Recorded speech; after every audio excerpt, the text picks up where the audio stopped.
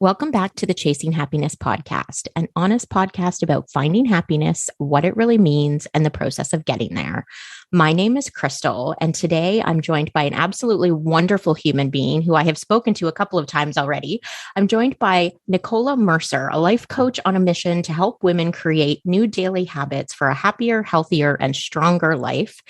And I have talked to you previously before we started this recording, so I know you're in the UK. So I appreciate you taking the time because there's a huge time zone difference between us. But before we get chatting, do you want to introduce yourself to the Chasing Happiness community? I do, yes. Thanks, Crystal. And thanks for having me on the podcast. I'm really excited to be here. So, yeah, I'm Nicola and I'm from the UK. I live in the northeast of England, for anyone who's perhaps listening from the UK or familiar with England. So I'm right on the coast, where it's probably one of the coldest parts of England just before you hit Scotland. And I recently launched my own health and wellness coaching business called Life Now Coaching. I'm a mum to a teenage daughter who needs lots of health and wellness coaching, and she's probably the toughest client that you could probably have. So I keep doing a bit of test work on her and failing miserably. But yeah, I suppose it's best to have one of the hard clients to begin with, isn't it?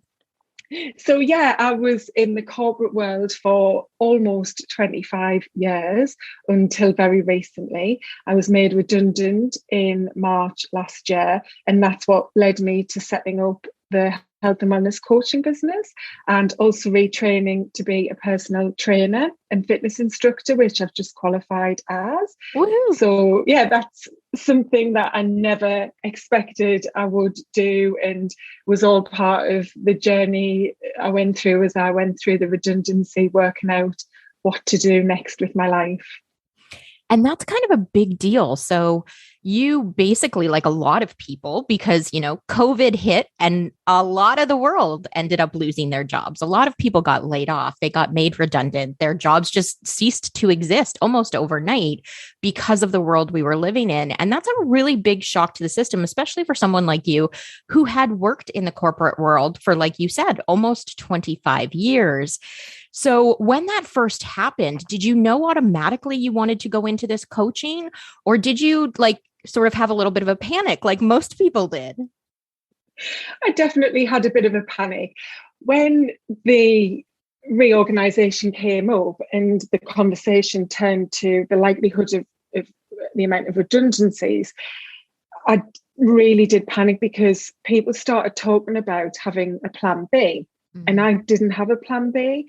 And I had no idea what I would do next. And although, I wouldn't define myself as being old, I'm a woman in her mid-40s. And because of where I live in the UK as well, and the pandemic, I was really petrified that I wouldn't be able to find anything that matched the type of job that I was in. Okay. I worked for Nike, so obviously one of the biggest brands in the world, and an absolutely exciting, dynamic company to work for. And, it wasn't just about the salary, but it was very much about that culture that I'd been part of for such a long time, and fear of losing that and how I would replicate that in a new company.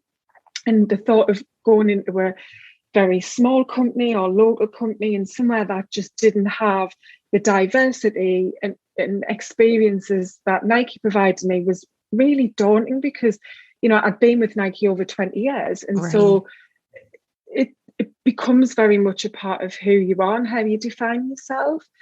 So yeah, I did panic and feel very worried about what was going to be next. But through the course of quite a short time leading up to actually leaving the company in March, something just started to change in the way that I was thinking because of kind of the circumstances of how the redundancy came about. And the pandemic was a huge part of it as well, because I think for many people that's really changed your perspective on life. Sure. And it has for sure changed lots of things for many people, in some positive ways and obviously in very difficult ways. Right. But yeah, the pandemic was something that made me really sit back and think, actually, I am in my mid-40s. because of my own background and challenges I'd had for a long time with mental and physical health, I just felt, oh, this has to be a change for the right reasons. This is meant to be right now.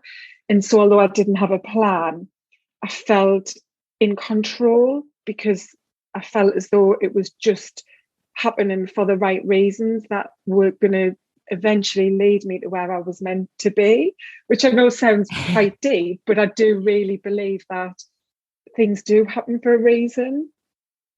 I love that. And I think that's so important because what you're talking about really is the mindset. And it's okay for us as human beings to have those moments of panic, especially when something big like the loss of your job happens, right? But to be able to not get stuck there and change your mindset, whether it takes, a couple of days, couple of weeks, couple of months, whatever it happens to be, but to be able to refocus that energy and reframe it and understand, okay, yes, this happened. Yes, it sucks. But what do I do to move forward? And that's what you did. You decided to move forward. You're doing this coaching business. And so we're taping this at the beginning of January. It's probably going to air near the end of February. But you're actually doing a series on Instagram. And I, of course, for everyone listening, will share in the show notes all of the links so that you can check out Instagram and all the other social media. But you're sharing on Instagram right now some of your insights. And one of the ones you shared today, just before we hopped on, was about why.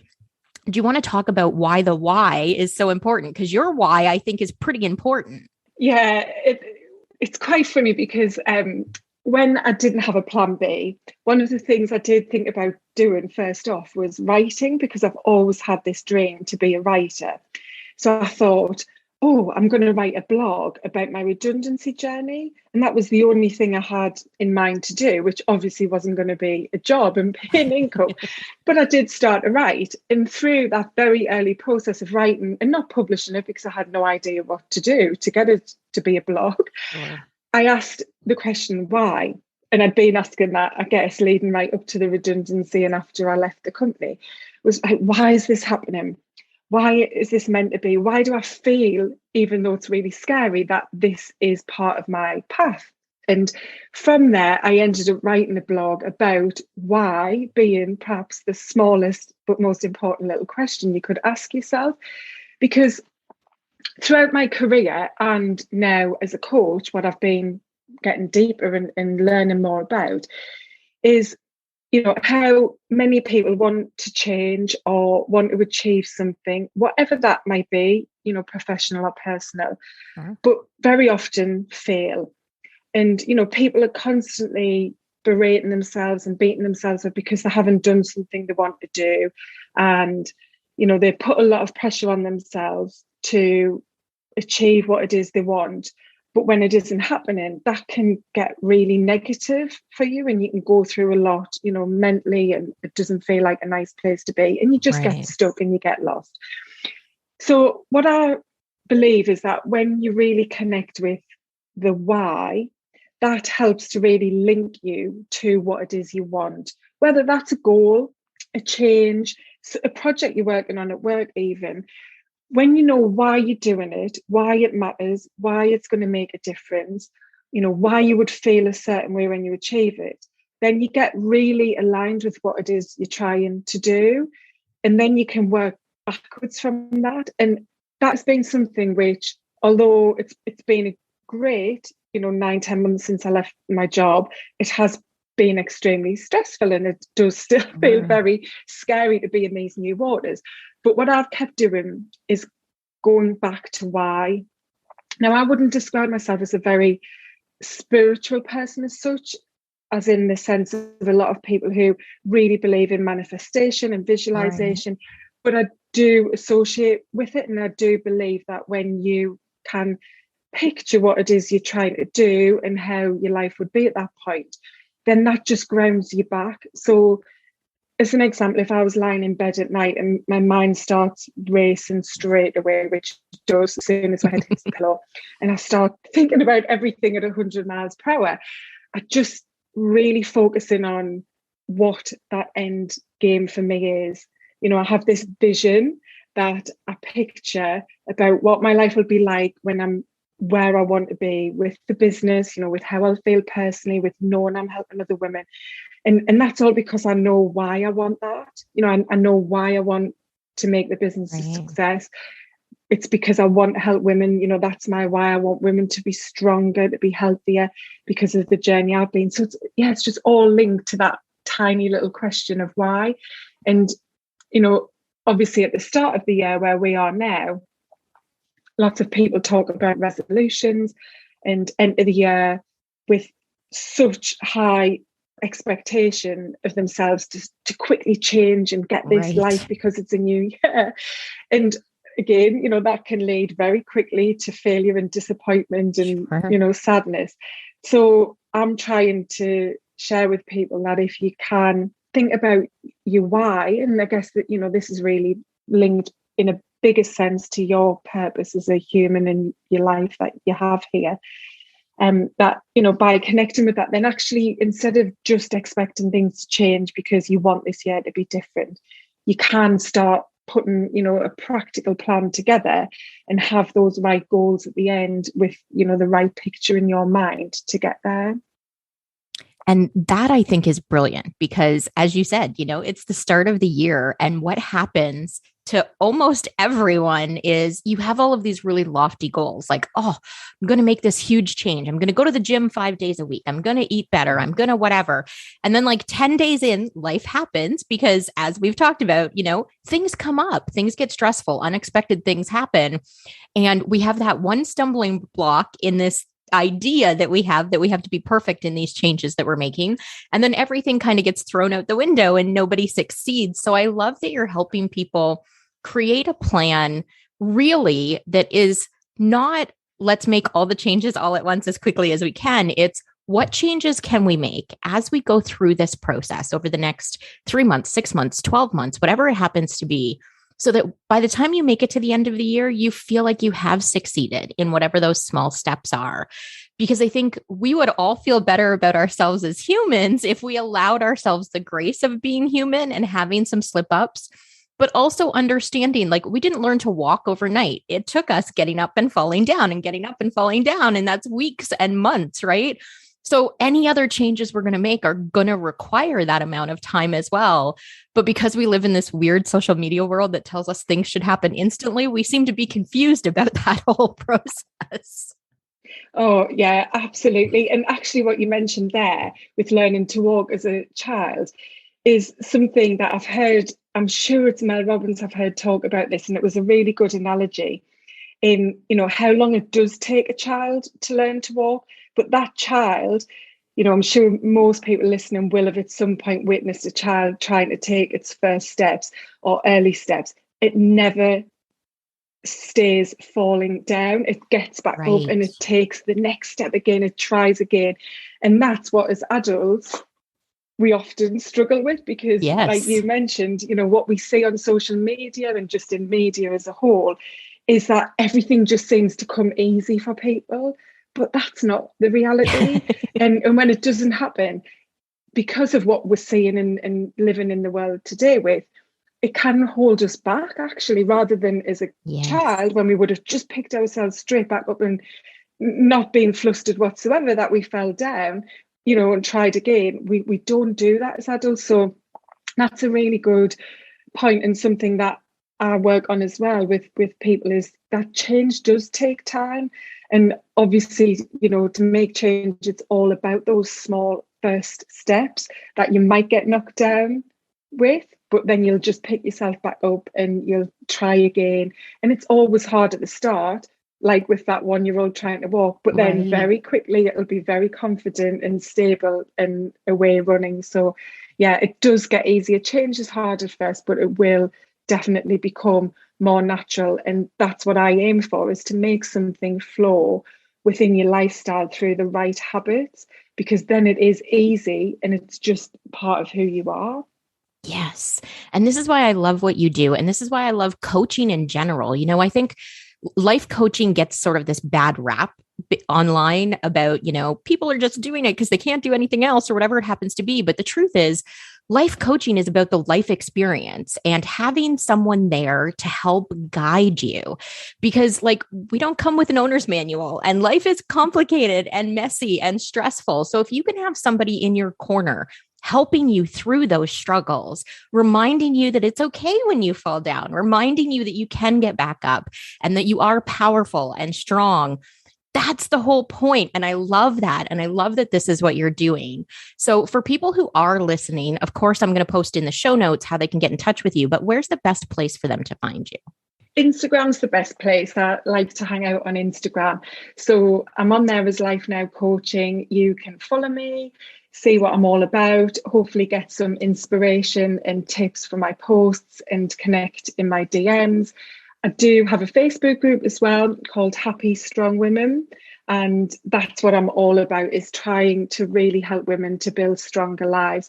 So not just physically, but mentally, because when we're strong mentally, then we can be strong physically as well. And, you know, I'm just all about trying to help you understand how every aspect of your health is completely connected. And until you have a balanced, healthy lifestyle, you know, you won't truly have a good, strong well-being. So yeah, you can find me on Instagram and Facebook, and I'd love to say hi. Let me know you've come from Crystal's podcast. Perfect. And I will, of course, post all of those links in the show notes. But before I let you go today, I typically end the podcast with a few questions. And because last year I moved across the country, I got away from asking questions of guests, but the podcast listeners reached out and they said, please go back to the questions. So I'm going to ask you a few questions before we end today. Is that okay? Yeah. Perfect. So the first question is, what inspires you? Helping women to be strong and moving your body. That's what really inspires me, is the power of who you are as a person, and whatever way you can move, you know, can have such a massive positive impact on your mental and physical health and make you stronger. I love that. And I love that you talk about movement, because I think what a lot of people talk about is physical activity. Get out and exercise, but it doesn't have to be intensive exercise. You could simply take the stairs instead of the elevator. You could simply go for a walk outside after dinner. There are simple things you can do to move your body, especially since so many of us spend 12 or 14 hours a day sitting in front of a computer. Being able to take a 10-minute break to walk around the office or whatever, movement is the important part. So I love that you talked about that, because there is an aspect of my heart that sings when you talk about movement, because I know what happens psychologically and chemically in the brain when people start to move their bodies. So I love that. That's your answer. Thank you. The next question is, if you could go back in time and give yourself a piece of advice, what would it be? Oh, that's a very good question. To have more self-belief, for definite. The lack of belief I've had in every part of my life and capability has really held me back. And it's only been over the course of the past year that I've started to truly believe in myself and the power of that. You know, I had so many people in the first couple of months, especially after leaving Nike, comment on how different I was, how much happier, how well I looked physically as well. And it was just, I think, because I felt more confident and had belief that what I was going to do would work.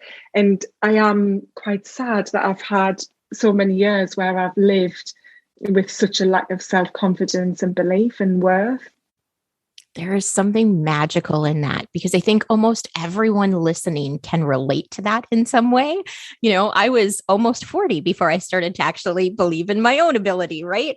So I think everybody can kind of relate, because we've all had at least moments of self-doubt, if not, you know, a good chunk of our lifetime of self-doubt. So thank you for being open and honest with that, because I think that's pretty powerful.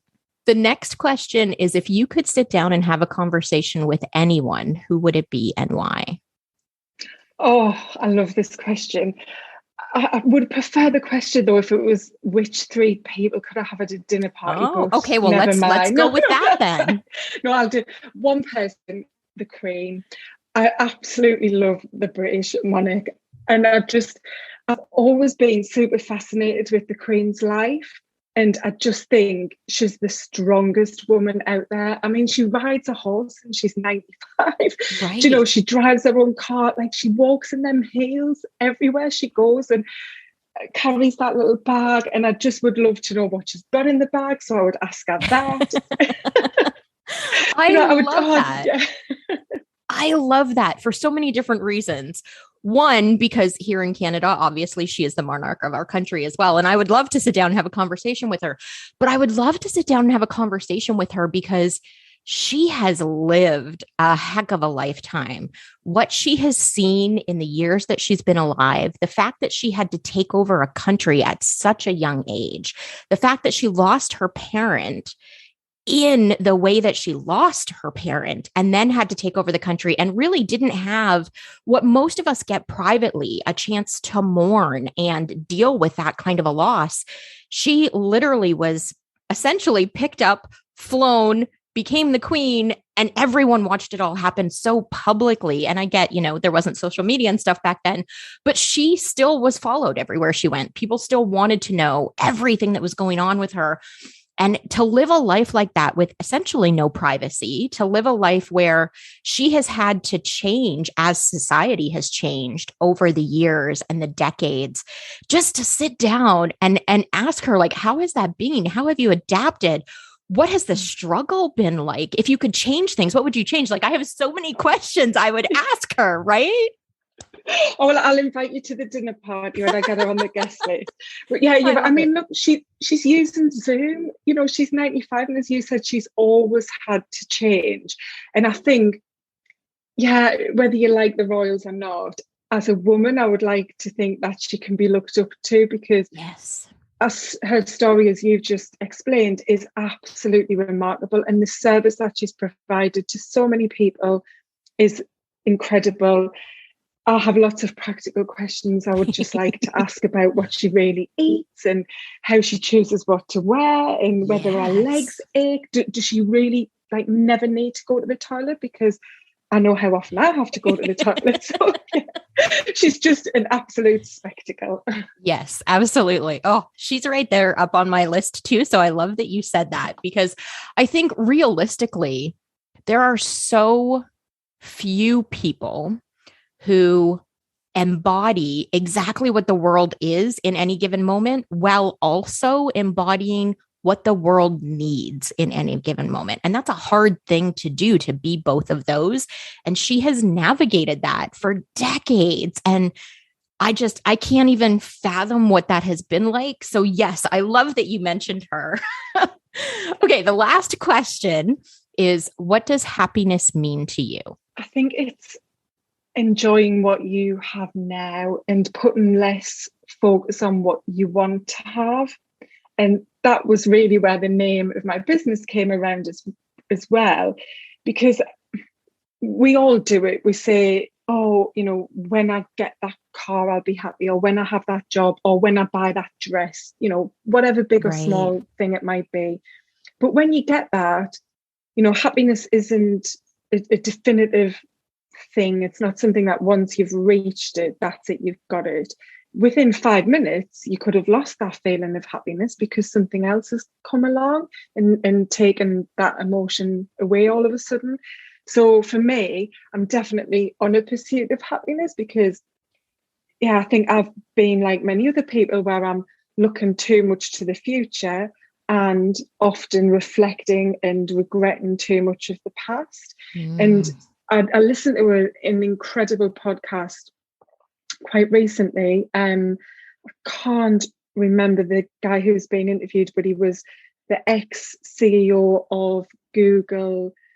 It was the part of Google where they basically innovate and create the most incredible things ever. And it was Stephen Bartlett who interviewed him, who's very big in the corporate world in the UK. And he talked so clearly about this, and he's written a book and everything, but really got me thinking much more about being in the present, because the present is the only place you actually ever can be. Right. And so you should learn to be happy in that present.